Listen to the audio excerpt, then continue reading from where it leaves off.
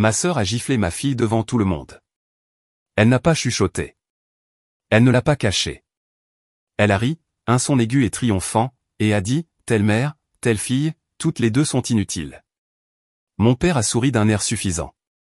Ma mère a gloussé. Et ma fille de 6 ans, Emma, est restée figée, tenant le crayon qu'elle venait d'utiliser pour dessiner.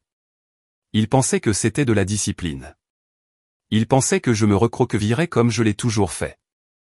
Mais cette fois, ils ont oublié quelque chose. Le microphone était allumé, celui que mon beau-frère avait installé pour filmer le week-end de l'héritage familial Carter. Et ce que j'ai fait ensuite n'a pas seulement transformé leur sourire en silence. Cela a transformé la vie parfaite et soignée de ma sœur en un enfer. Parce que quand vous blessez mon enfant, vous ne blessez pas seulement une petite fille. Vous réveillez la mère qui se souvient de tout ce que vous avez fait. Et cette fois, je me suis souvenu de tout. Vanessa a toujours été l'enfant chéri. Dès notre plus jeune âge, elle était la fille qui n'élevait jamais la voix, qui obtenait des notes parfaites, qui pirouettait sur commande pour les invités. Moi, en revanche, j'étais fougueuse, ce qui était le mot poli de mes parents pour un problème. Je posais trop de questions. Je riais trop fort. Je ne correspondais pas à leur moule, et j'en ai payé le prix en silence, en punition et en comparaison sans fin. Alors que j'étais réprimandé pour être une source de distraction, Vanessa était louée pour sa grâce. Alors que j'avais du mal à me faire remarquer, elle absorbait chaque projecteur comme s'il lui appartenait de droit. Elle est allée à Stanford avec une bourse. J'ai suivi des cours du soir à l'université communautaire tout en faisant des doubles quarts de travail. Elle a décroché un emploi à 6 chiffres dans les relations publiques à but non lucratif, a épousé un neurochirurgien, a acheté une maison de ville en banlieue. Je suis tombée enceinte jeune, j'ai occupé des emplois administratifs et j'ai élevé Emma seule après que son père soit parti avant son 2e anniversaire.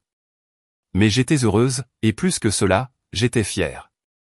Emma, ma fille, était tout ce que je n'avais jamais eu le courage d'être à son âge. Confiante, drôle, sans filtre. Elle chantait partout où elle allait, dans les allées de l'épicerie, dans la voiture, en se brossant les dents. Sa voix remplissait chaque coin de notre modeste appartement de joie.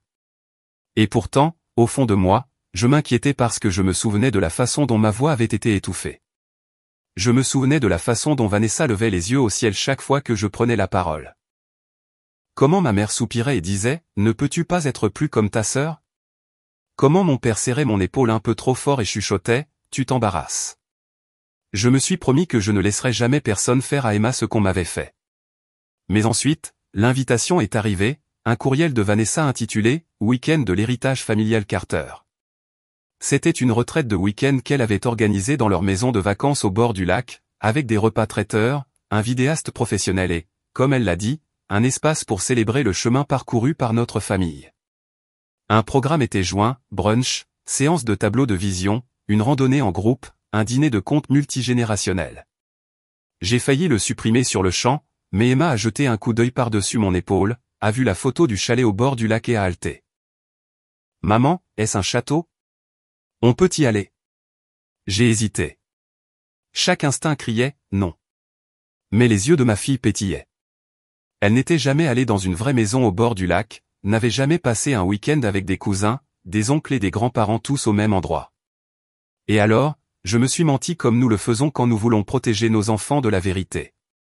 Ce n'est qu'un week-end, ai-je pensé. Ils ont changé. Ce sera différent maintenant. Spoiler alerte, ce n'était pas le cas.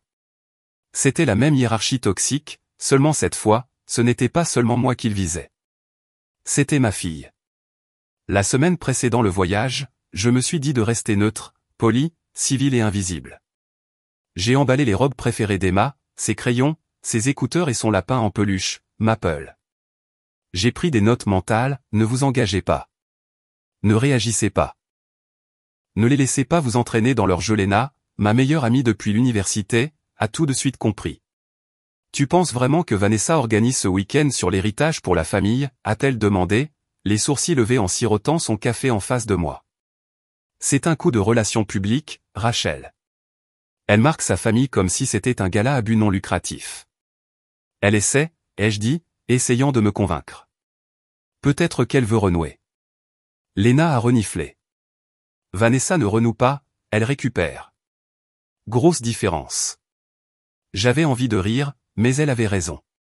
Ma sœur ne faisait pas de sincérité, elle faisait de l'optique. Mais Emma sautait partout dans l'appartement en chantant des chansons inventées sur le chalet au bord du lac et ses cousins. Elle avait même dessiné une photo de nous tous au bord de l'eau, des bonshommes se tenant la main, souriant. Alors, j'ai emballé la culpabilité avec la crème solaire et les jus en briques. Le trajet jusqu'au chalet au bord du lac a duré près de 4 heures. Emma a chanté presque tout le long du chemin. J'ai forcé des sourires, mais ma prise sur le volant s'est resserrée à chaque kilomètre qui me rapprochait de cette maison. Quand nous sommes arrivés, c'était exactement ce à quoi je m'attendais, massive, blanche, peinte, parfaite pour un magazine. Une location, probablement, mais toujours mise en scène comme si la royauté y vivait. 2 Tesla et un Range Rover étaient garés dans l'allée circulaire. Quelqu'un avait engagé un voiturier. Emma a halté. C'est vraiment un château. Vanessa nous a accueillis à la porte vêtue d'une culotte en lin, de sandales dorées et de ce sourire étudié qu'elle utilisait pour les collectes de fonds. Rachel, a-t-elle dit comme si cela lui faisait mal physiquement. Tu as réussi à venir. Elle m'a fait un baiser dans l'air. Puis elle s'est agenouillée au niveau d'Emma. Et ça doit être l'oiseau chanteur, a-t-elle roucoulé. Tu as tellement grandi. Emma rayonnait. J'ai répété une nouvelle chanson pour tout le monde. Vanessa s'est figée pendant une demi-seconde avant de se reprendre. Comme c'est charmant. À l'intérieur, j'ai vu le casting familier de parents, tante Bev toujours à bavarder, oncle Don toujours à couper la parole aux gens, mes parents, Gérald et Marilyn, assis comme des rois dans la grande salle, des boissons déjà à la main. La maison était câblée avec de petits microphones, qui, comme l'a expliqué Marc, le mari de Vanessa, étaient destinés à capturer des moments de famille candide pour le montage des meilleurs moments. Il s'occupait des trucs techniques. Vanessa avait engagé un cinéaste indépendant pour monter un sizzle réel du week-end, comme une émission de télé-réalité, ai-je plaisanté. Marc a gloussé. Elle veut le projeter à Noël. J'ai essayé de ne pas grimacer quand on nous a montré notre chambre, l'ancienne pièce boueuse avec un lit de camp et sans fenêtre. J'ai avalé l'insulte. Emma n'a pas semblé le remarquer. Elle était trop occupée à parler avec quel cousin elle jouerait en premier.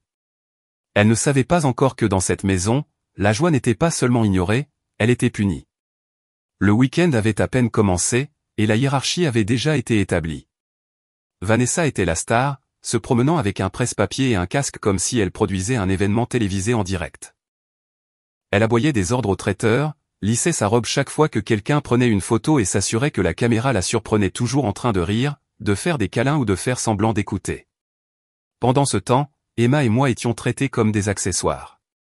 Au dîner du premier soir, un repas traiteur à 3 plats servis sur de longues tables de banquet sous des guirlandes lumineuses, nous étions assises à l'extrémité à côté des enfants et des cousins les moins importants. Vanessa était assise à côté de nos parents au centre, entourée de tous ceux qu'elle considérait dignes d'être impressionnés, des donateurs, des membres du conseil d'administration, des amis de haut niveau et les collègues de son mari. Emma portait sa robe d'été jaune, celle avec des étoiles brodées, et a passé la première moitié du repas à essayer de se faire remarquer. Elle a offert de chanter sa chanson. Elle a fait des compliments aux boucles d'oreilles de tante Bev. Elle a même essayé de se joindre à une conversation sur le lac en disant « J'ai vu une grenouille dehors ». Personne n'a répondu. Sa voix est tombée dans le silence comme une pierre dans un puits sans fond. Mes parents n'ont fait aucun effort pour aider. Ma mère a fait un sourire crispé et a dit « Laisse les adultes parler, ma chérie ». Mon père était trop occupé à se vanter de la dernière interview télévisée de Vanessa dans un segment de nouvelles locales. Vous savez, a-t-il dit, faisant tournoyer du vin dans son verre, ils veulent qu'elle fasse une conférence TEDx l'année prochaine sur l'héritage et le leadership. Beau thème, n'est-ce pas? Vanessa a souri comme une reine recevant un hommage. Je suis restée silencieuse. J'avais appris à ne pas contester leur récit, à moins que je ne veuille être qualifiée de jalouse, d'amère, d'ingrate ou pire. Emma s'est penchée vers moi et a chuchoté, « Maman, pourquoi grand-maman ne parle-t-elle qu'à tante Vanessa ?» J'ai serré sa main. Parce que parfois, les adultes oublient comment partager l'attention. Elle a hoché la tête solennellement comme si elle comprenait plus qu'elle ne le devrait. Plus tard ce soir-là, dans notre chambre étroite, je l'ai trouvée en train de colorier tranquillement près de la porte. « Qu'est-ce que tu dessines ?» ai-je demandé. Elle a levé la photo. C'était notre famille, tout comme celle qu'elle avait dessinée à la maison, mais cette fois, nous étions debout dans un coin loin de tout le monde. Ils ne veulent pas de nous au milieu, a-t-elle dit d'un ton neutre. Alors, je nous ai mis ici. Ma gorge s'est serrée. Je voulais lui dire qu'elle avait tort, que nous avions notre place, que le sang signifiait l'inclusion. Mais je ne pouvais pas mentir, pas après tout ce que j'avais vu. Au lieu de cela, j'ai embrassé le sommet de sa tête et j'ai dit « Merci d'avoir fait de la place pour nous, même quand ils ne le font pas », elle a souri, complètement indifférente, mais j'étais contrarié. J'étais furieuse parce que les schémas auxquels je pensais avoir échappé revenaient, seulement maintenant ils avaient trouvé une nouvelle cible, et je n'allais pas laisser cela se reproduire. Le lendemain matin a commencé avec des gaufres fraîches, de la musique sélectionnée et plus de faux sourires. Vanessa flottait de table en table comme une hôtesse lors d'une collecte de fonds politiques, embrassant les joues et riant trop fort à des histoires qui n'étaient pas drôles. Pendant ce temps, Marc continuait à installer des micros et à repositionner les caméras. Emma portait son cardigan rose et portait son livre à colorier. Elle a tiré sur ma main alors que nous entrions dans la grande salle où le brunch était servi. « Est-ce que je peux chanter aujourd'hui ?» a-t-elle chuchoté. La nouvelle chanson que j'ai inventée. J'ai hésité. Mon instinct disait non, pour la protéger, pour la garder en sécurité en marge. Mais ensuite, j'ai regardé son visage, plein d'espoir, rayonnant, si désireux de partager la joie. J'ai hoché la tête. Attends juste le bon moment. Elle a rayonné et a sauté vers la table des enfants près de la fenêtre, ses crayons serrés dans une main, son lapin en peluche dans l'autre. Les adultes avaient déjà 2 mimosas de profondeur au moment où Emma a commencé à fredonner, puis à chanter une douce mélodie lancinante sur les étoiles, la lumière du soleil et les animaux dansant, de la pure magie de 6 ans. Au début, personne n'a remarqué, mais ensuite les yeux de Vanessa ont tressailli. Elle a jeté un coup d'œil vers le son, a forcé un sourire et a continué à bavarder avec mon père. Mais la voix d'Emma est devenue plus forte, plus confiante. Elle a atteint une note aiguë et a gloussé au milieu de la chanson. C'est à ce moment-là que le sourire de Vanessa a disparu. « Rachel » a-t-elle appelé à travers la table, la voix sucrée et aiguë. « Pourrais-tu peut-être demander à ta fille de baisser un peu sa voix ?» Certains d'entre nous essaient de parler. J'ai ouvert la bouche pour répondre, doucement, diplomatiquement, quand Emma, inconsciente de la tension, s'est lancée dans le refrain, et c'est à ce moment-là que c'est arrivé. Vanessa s'est levée, sa chaise a raclé fort contre le sol. Elle a traversé la pièce rapidement, en passant devant les verres qui s'entrechoquaient et les conversations interrompues, jusqu'à Emma. Et avant que je puisse bouger, avant que quiconque puisse cligner des yeux, elle a levé la main et a giflé ma fille sur la joue. La pièce est devenue silencieuse. Même la musique de cordes sur le haut-parleur a semblé faiblir. Emma a laissé tomber son crayon. Sa main a volé à son visage, ses yeux grands ouverts et choqués, ont cherché les miens.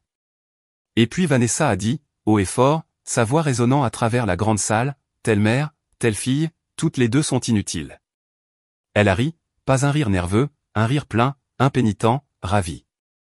Mon père s'est adossé à sa chaise, a souri d'un air suffisant, et a ajouté, « Eh bien, elle avait besoin d'apprendre un peu de honte. » Ma mère a siroté sa boisson, sans même lever les yeux. J'ai été figé pendant une seule seconde, et puis je ne l'étais plus. J'ai traversé la pièce en 5 pas et j'ai pris Emma dans mes bras. Son visage était rouge vif, son corps tremblant de confusion et de douleur. J'ai regardé Vanessa. J'ai regardé mon père, et j'ai dit, assez fort pour que tout le monde entende, vous venez de faire la plus grande erreur de votre vie. Parce que ce qu'il ne savait pas, ce qu'il n'avait jamais pensé à considérer, c'est que le microphone dans le lustre était allumé, et que tout venait d'être enregistré. Le silence après la gifle de Vanessa n'était pas un soulagement. C'était de la tension, chargée, maladroite, lourde. Emma sanglotait maintenant sur mon épaule, ses petites mains serrées dans mon cardigan. Sa joue était rouge vif. Sa voix, celle qui résonnait autrefois dans chaque pièce où nous avions été, était maintenant réduite à des hoquets et des gémissements. Vanessa se tenait là, les bras croisés, impénitente. Elle n'a même pas jeté un coup d'œil à la caméra, assise à 5 pieds d'elle. Eh bien, a-t-elle dit en haussant les épaules, quelqu'un devait le faire. Je me suis tourné lentement pour lui faire face. Tu as frappé une enfant de 6 ans pour avoir chanté? Vanessa a ricané. Tu appelles ça chanter? Puis mon père est intervenu à nouveau, pliant sa serviette comme s'il n'avait pas vu sa petite fille se faire gifler. La discipline forge le caractère. Tu n'as jamais été assez disciplinée, Rachel. C'est pourquoi tu as fini seule. Quelque chose en moi a craqué, mais pas de la façon dont il s'y attendait. Je n'ai pas crié. Je n'ai pas pleuré. Je me suis redressé. Et j'ai regardé droit Marc, le mari de Vanessa, qui était figé au coin avec une télécommande toujours à la main. Marc, ai-je dit clairement. Est-ce que le micro enregistre toujours? Il n'a pas parlé. Il a juste fait le plus petit signe de tête. Vanessa a pâli. De quoi parles-tu? Le micro du documentaire, ai-je dit calmement. Tu as dit qu'il enregistre l'audio ambiant. Tu m'as dit plutôt qu'il était branché pour capter les moments de famille naturelle, tu te souviens? Vanessa a regardé vers le lustre, puis vers le couloir, puis vers Marc. Tu ne ferais pas ça, a-t-elle commencé. Mais il bougeait déjà silencieusement, prudemment, en débranchant le récepteur. C'est à ce moment-là qu'elle a paniqué. Marc, je te jure, si tu lui donnes ça. Il n'a pas répondu. Il ne l'a pas regardé parce que pour la première fois, peut-être de mémoire d'homme, Marc avait vu quelque chose qui avait franchi une limite qu'il ne pouvait même pas ignorer. Tu as giflé un enfant devant la caméra, a-t-il dit doucement. Et tu en as ri. Ma mère s'est finalement levée. Oh, ne sois pas dramatique. Ce n'était qu'une tape. Je me suis tourné vers elle. Une tape qui a laissé une marque. Une tape qui a fait pleurer ma fille. Une tape que tu as regardée et défendue. Marc m'a rejoint dans le couloir 20 minutes plus tard. J'étais en train de faire notre sac de voyage. Emma était blottie sur le lit, serrant son lapin, les joues encore humides. Il a tendu une petite clé USB noire. Ceci est une copie de l'audio brut. Les images de la caméra vont au monteur la semaine prochaine, mais j'ai pensé que tu voudrais ça. Je l'ai regardé, stupéfaite. Pourquoi? Il a hésité. Parce que c'est ma nièce aussi, et aucun enfant ne devrait jamais être humilié pour être joyeux. J'ai pris la clé. C'est à ce moment-là que j'ai su que ce n'était plus seulement un mauvais week-end. C'était une preuve. Ils avaient finalement fait l'erreur de blesser quelqu'un qui avait une voix. Et cette fois, je n'allais pas les laisser la tordre, l'enterrer ou me blâmer pour cela. Cette fois, j'avais une preuve. Et ce que j'ai fait ensuite, cela n'allait pas seulement ébranler le monde organisé de ma sœur. Cela allait brûler le masque de son héritage. Au moment où Emma et moi avons quitté l'allée, le soleil avait à peine dépassé la ligne des arbres. Personne n'a essayé de nous arrêter, ni Vanessa, ni mes parents, ni un seul cousin, tante ou oncle. La famille Carter avait vu une gifle. J'avais vu une fracture, mais ils n'avaient pas vu le reste. Pas encore. Nous avons conduit directement chez Lena. Emma était silencieuse à l'arrière, ses joues encore roses à cause du coup, mais elle fredonnait un peu, une mélodie brisée de la chanson qu'elle n'avait pas pu terminer. J'ai cligné des yeux pour retenir mes larmes et j'ai resserré ma prise sur le volant. Je ne fuyais pas. Je commençais. À l'appartement de Lena, je lui ai tout raconté. Elle n'a pas posé de questions. Elle a juste mis du thé, m'a tendu un cahier et a dit, planifions ça. Et c'est exactement ce que nous avons fait. Le lendemain, j'ai emmené Emma chez un pédiatre qui a documenté les marques rouges encore faiblement visibles sur sa joue. Ensuite, nous avons rencontré un pédopsychologue qui a doucement posé des questions à Emma sur ce qui s'était passé.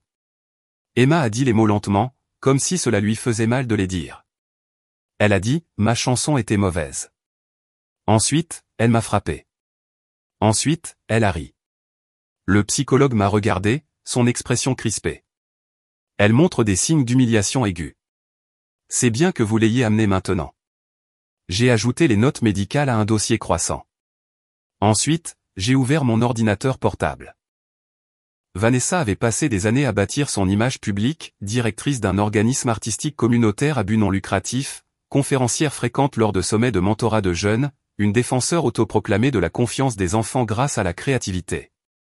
Elle a publié sur LinkedIn sur la culture d'espace courageux pour l'expression de soi. J'ai relu ces mots en tenant le fichier audio d'elle giflant une enfant de 6 ans pour avoir chanté. Pas de rage, pas d'éclat, juste de la méthode. J'ai écrit 3 courriels professionnels, au conseil d'administration de son organisme à but non lucratif, à l'initiative régionale des arts et des écoles où elle était agente de liaison, aux organisateurs de la conférence de mentorat des jeunes du Mid-Atlantique où elle devait être conférencière d'honneur le mois prochain. Chaque courriel était calme, factuel, joignant un clip audio coupé de haute qualité du brunch, la gifle, son insulte, son rire et le commentaire de mon père sur la honte. Aucun commentaire, juste leurs mots. Je ne leur ai pas demandé de la congédier. Je n'ai pas demandé de déclaration. J'ai simplement écrit, en tant que personne soucieuse de la sécurité émotionnelle des enfants dans les environnements de leadership, je me suis senti obligé éthiquement de partager cet enregistrement.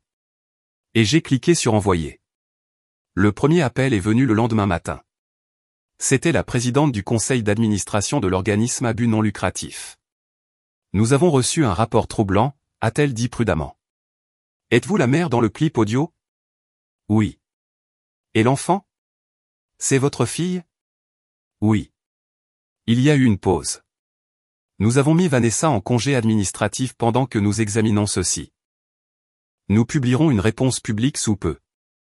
2 heures plus tard, la conférence sur le mentorat a envoyé un courriel. Il reconsidérait sa pertinence pour la programmation principale. À la fin de la journée, son profil sur le site de l'initiative scolaire avait été retiré. Vanessa, bien sûr, a découvert rapidement. Les textos ont commencé à arriver, d'abord d'elle, puis de ma mère. Vanessa, qu'est-ce que tu as fait? Mère, tu ruines ma réputation. Rachel, c'est une affaire de famille. Tu n'étais pas obligée de rendre ça public. Vanessa, encore, tu penses que ça fait de toi une héroïne. Tu es vindicative, amère comme toujours. Je n'ai pas répondu. Je n'avais pas besoin parce que le monde qu'elle avait soigneusement bâti, celui plein de sourires mis en scène et de moralité empruntée, se fissurait finalement. Et ce n'était pas parce que j'avais dit un mensonge. C'était parce que j'avais dit la vérité pour la première fois de ma vie. Le silence me semblait être du pouvoir. Je n'ai pas publié l'audio en ligne. Je n'ai pas écrit un essai cinglant. Je n'ai même pas répondu au courriel désespéré de Vanessa, qui était rapidement passé de furieux à suppliant. J'ai laissé les faits parler. L'organisme à but non lucratif a publié une déclaration, nous nous engageons à créer des environnements où tous les enfants se sentent en sécurité et entendus. À la lumière des préoccupations récentes, Mademoiselle Carter a été mise en congé indéfini. C'était court, clinique, brutal dans sa finalité. Le sommet sur le mentorat a remplacé son nom sur la liste des conférenciers en 48 heures. Et Emma, elle a recommencé à chanter, doucement au début, dans le bain, dans le couloir. Puis un soir, elle a chanté en se brossant les dents, la même chanson qu'elle n'avait jamais pu terminer ce jour-là. Je n'ai pas pleuré avant d'avoir quitté la salle de bain. Quelques jours plus tard, les appels téléphoniques ont commencé, pas de Vanessa, pas de mes parents, mais d'autres membres de la famille. Ma cousine Jules a appelé et a dit doucement, j'étais assise à 3 chaises de là. J'ai tout vu. J'aurais dû dire quelque chose. Je suis désolé. Mon oncle Nat a envoyé un courriel pour dire qu'il avait vu Vanessa pousser son fils dans un meuble une fois pour avoir fait trop de bruit, et il ne s'était pas prononcé. Même tante Bev, habituellement trop occupée à bavarder sur tout le monde pour se soucier de qui que ce soit, a laissé un message vocal disant « Je pensais que Vanessa était juste sévère, mais maintenant je pense que je l'ai vue se transformer en ton père. » Ces mots se sont collés à mes côtes. Je ne leur ai pas tous pardonné immédiatement. À certains, je n'ai pas répondu, mais pour la première fois, les fissures dans la structure de notre famille ne venaient pas de moi. Elles venaient de personnes qui avaient toujours été silencieuses. Léna a organisé un petit dîner pour ce qu'elle a appelé en plaisantant ma vraie famille. Emma a aidé à faire le pain de maïs. Marc est venu aussi, sans Vanessa. Je n'étais pas surprise. Il a tendu à Emma un nouveau bloc de croquis et m'a regardé dans les yeux. Je suis désolé de ne pas être intervenu plus tôt. J'ai hoché la tête. Tu as fait la chose la plus importante. Tu as allumé le micro. Ce soir-là, Emma s'est assise sur le canapé entre moi et Léna, dessinant une photo d'une maison. Cette fois, nous n'étions pas dans le coin. Nous étions au centre, souriant. Ma mère a appelé à nouveau le lendemain matin. Nous devons parler, a-t-elle dit sèchement. De quoi? Tu as déchiré cette famille. J'ai ri, pas par cruauté, par clarté. Non, maman. J'ai juste refusé de continuer à la recoller. Elle a raccroché, et j'ai regardé le téléphone et j'ai réalisé quelque chose de profond. Je ne me sentais plus petite. Pour la première fois depuis que j'étais enfant, j'avais dit non et je le pensais, pas pour me venger, pour Emma, pour la voix qu'ils avaient essayé de réduire au silence, et celle que je commençais tout juste à trouver. 6 semaines après la gifle, j'ai organisé quelque chose que je n'aurais jamais cru faire, pas une confrontation, pas une campagne, mais une célébration. Une petite dans notre appartement, juste des gens qui se sont présentés quand c'était important. Léna a apporté sa célèbre tarte aux pêches. Marc est venu avec son fils, calme, les yeux grands ouverts et polis. Jules et tante Bev sont arrivés avec des brassées de fleurs et des jus en briques. Même le docteur Harris, la thérapeute pour enfants d'Emma, est passé pendant 10 minutes juste pour dire « Vous faites tout ce qu'il faut ». Emma rayonnait. Elle portait une robe bleue et avait placé des autocollants en forme d'étoile sur ses joues comme des taches de rousseur. À un moment donné, elle s'est éclipsée des collations et s'est dirigée vers le centre de la pièce avec une détermination tranquille. « Maman » a-t-elle chuchoté, tirant sur ma manche. « Est-ce que je peux chanter maintenant ?» Je me suis figé pendant une seconde, partagé entre l'admiration et la peur. « Tu n'es pas obligé, ai-je dit doucement. Seulement si tu le veux. »« Je veux » a-t-elle dit. J'ai répété. La pièce s'est calmée alors qu'Emma montait sur le tapis de notre salon comme si c'était une scène. Elle a commencé à chanter, pas la chanson thème de dessin animé de cet horrible week-end. C'était nouveau, quelque chose qu'elle avait écrit elle-même, une douce mélodie sur les cœurs forts et les étoiles qui brillent encore même quand les nuages essaient de les cacher. Sa voix était douce au début, puis plus forte, plus claire, plus confiante, et j'ai pleuré, non pas parce que j'étais triste, parce que j'étais témoin de la guérison en temps réel, l'arc de la douleur au pouvoir sous la forme d'une enfant de 6 ans. Quand elle a fini, tout le monde a applaudi. Marc avait les larmes aux yeux. Léna a murmuré, elle est magique. Je me suis agenouillé, je l'ai serré fort dans mes bras et j'ai chuchoté, tu as la voix la plus courageuse que j'ai jamais entendue. Plus tard ce soir-là, après que tout le monde soit parti, je me suis assise sur le canapé avec une couverture autour de mes épaules et les restes de joie persistant encore dans l'air, des verres vides, des notes de musique, de doux rires résonnant dans ma tête. Mon téléphone a vibré, un message de Vanessa, tu gagnes. Je l'ai regardé pendant un moment, puis je l'ai supprimé parce qu'il ne s'agissait pas de gagner. Il s'agissait de briser un cycle qui avait gardé des générations de femmes dans notre famille petite, silencieuse et meurtrie par la honte masquée en discipline. Vanessa avait essayé de faire taire Emma. Mes parents avaient ri. Et à ce moment-là, ils m'ont appris la leçon la plus importante de ma vie, que la famille ne se construit pas sur le sang. Elle se construit sur la protection, sur l'écoute, sur le fait de se présenter. Et que parfois, pour sauver son enfant et soi-même, il faut brûler l'ancien plan et dessiner sa propre carte avec des crayons, avec la voix, avec l'amour.